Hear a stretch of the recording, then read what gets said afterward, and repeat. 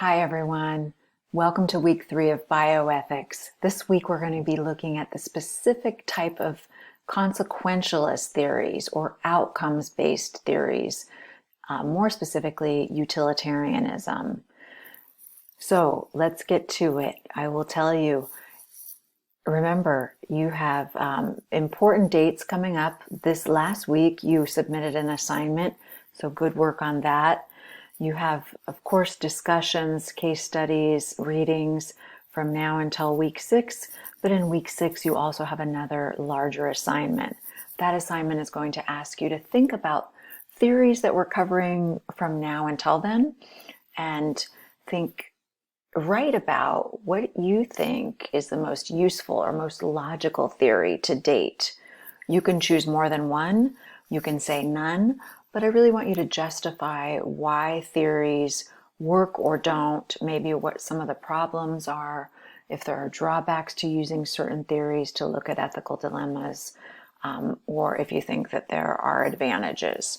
So think about that as we move through the next 3 weeks. So as we're moving through and you're thinking about these ethical theories this week and the weeks in the future, I want you to also be asking yourselves over and over, why do we need to think about ethical dilemmas? Why are they important? And you'll do that, as I said, this week and weeks in the future. But for now, we're going to say, let's concentrate on one type of ethics, consequentialist ethics, and specifically an ethical theory called utilitarianism that was developed by Bentham and Mill. We'll look at their specific formulations of utilitarianism, which is a consequentialist ethic. You'll read through your reading, your book. You will view my slides, and you'll watch a video here. This was produced by Julia Markovits. She's a professor at Cornell University, and she explains utilitarianism very succinctly and gives you a case study to think about. Beyond that, I also want you to think of a bio situation, anything that you might have thought about before creating a dilemma in your life or someone else's life. So remember at the beginning of class, we talked about what is a bioethical situation. That can be anything to do with medical research, that can be anything to do with genetics, the environment, animals, humans, biospheres, the Earth's climate system, anything that is relevant to biology. So as you're learning about this theory, be asking yourselves, have I ever had to consider a bioethical dilemma? And if I were strictly a utilitarian, how would I solve that issue? As we move forward, we want to also be thinking, how do ethical dilemmas complicate our lives? Every day we have to make ethical decisions, moral decisions that we put value on. So we may not be consciously thinking about them, writing about them as you are here in class, but you're doing that every day. I also wanted to briefly introduce you to the top 4 types of perspectives. So these are frameworks from which people might make decisions.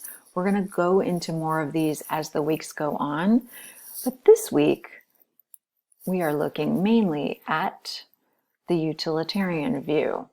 So that's where I want to start. Does a decision or a behavior do the greatest good for the most people? That's utilitarianism in a nutshell. We are going to make it more specific through your readings and in this PowerPoint. So utilitarianism is a consequentialist theory. What does that mean? Consequence is a result or an outcome of an action. So a consequentialist makes a decision based on what's happening in the future. If I choose to go this way or that way, what will be the result? What will be the outcome down the line? Okay, so that's how they judge ultimately whether an action is right or wrong.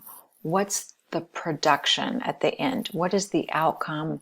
what will happen either way if I make this decision?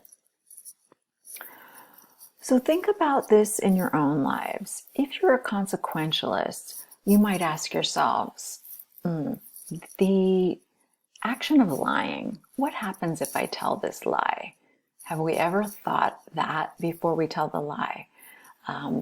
Even if it's a white lie, there might be reasons. We might think about the outcomes for why we would fib or stretch the truth or maybe spare someone's feelings. That might be an outcome.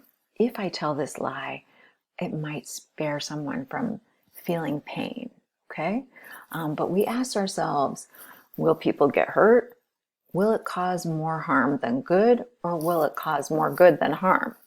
So let's take a very easy example.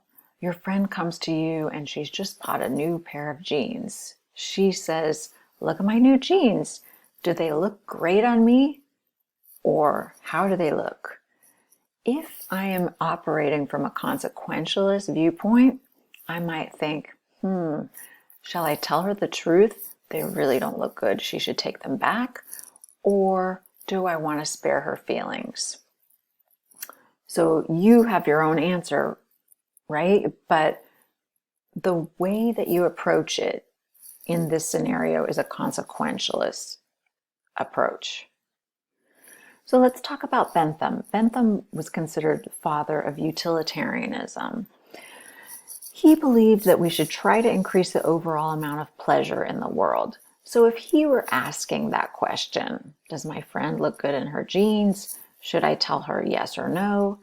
He might be thinking, what's going to produce the most amount of pleasure? That's how he would answer that question.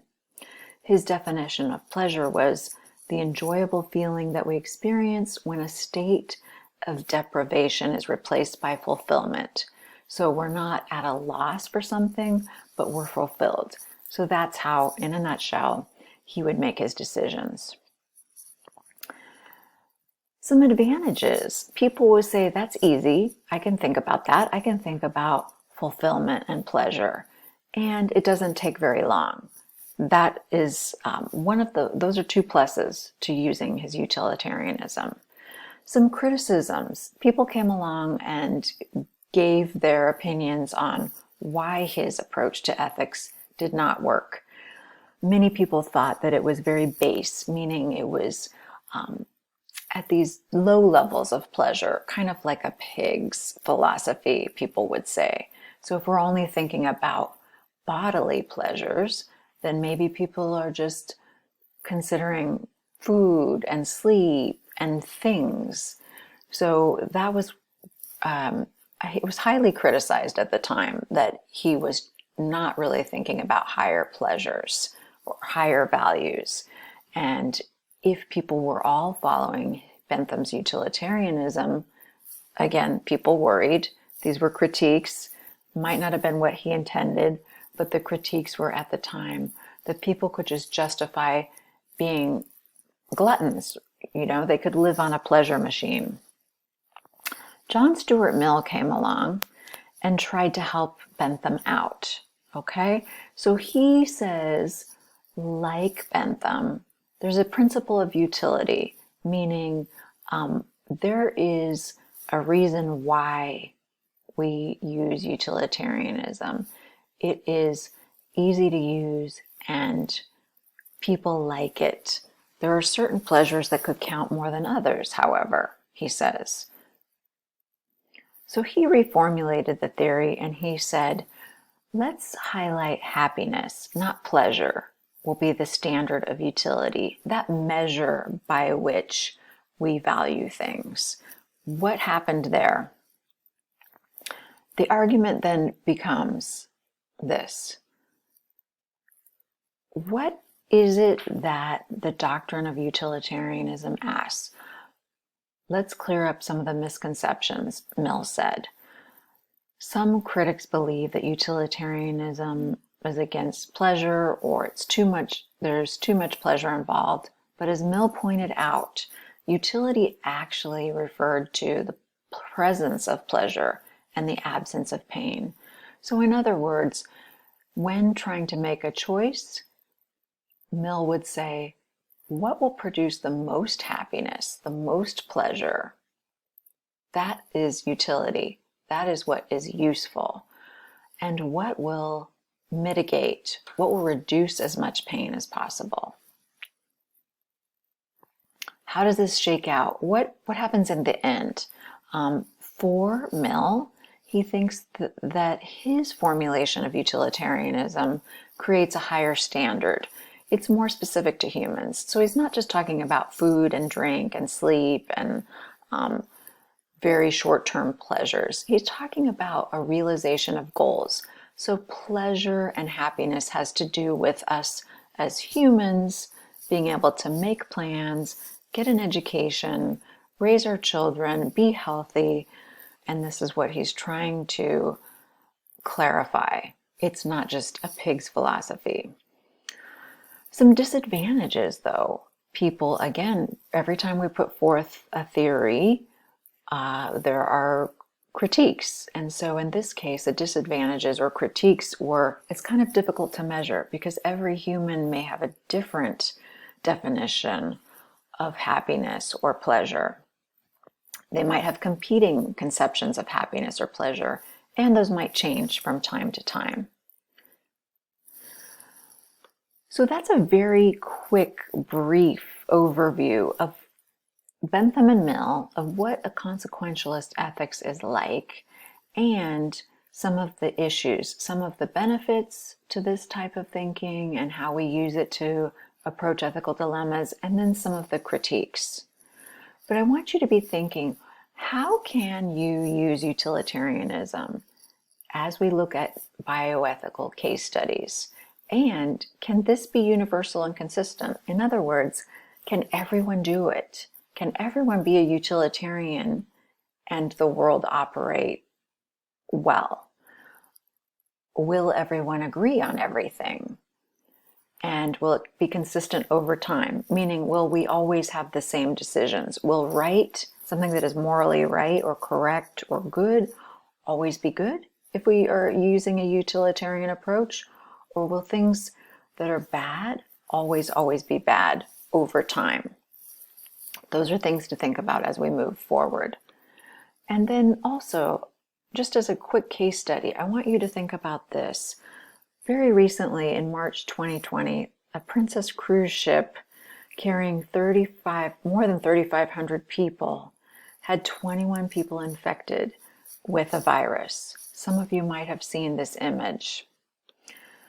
This ship was waiting off the San Francisco Bay for a long time to dock. Why was that? Well, people were worried that if that cruise ship actually docked and the people were off the ship too soon, that a larger amount of people would become sick. The approach and the decision was ultimately made using a consequentialist theory, using utilitarianism. So I'm going to leave you with that to think about that. And we're going to talk about it more in discussions and write about why this was a utilitarian decision. What was the principle of utility there? What would Bentham and Mill say? Thank you. I'll see you soon. Have a great day.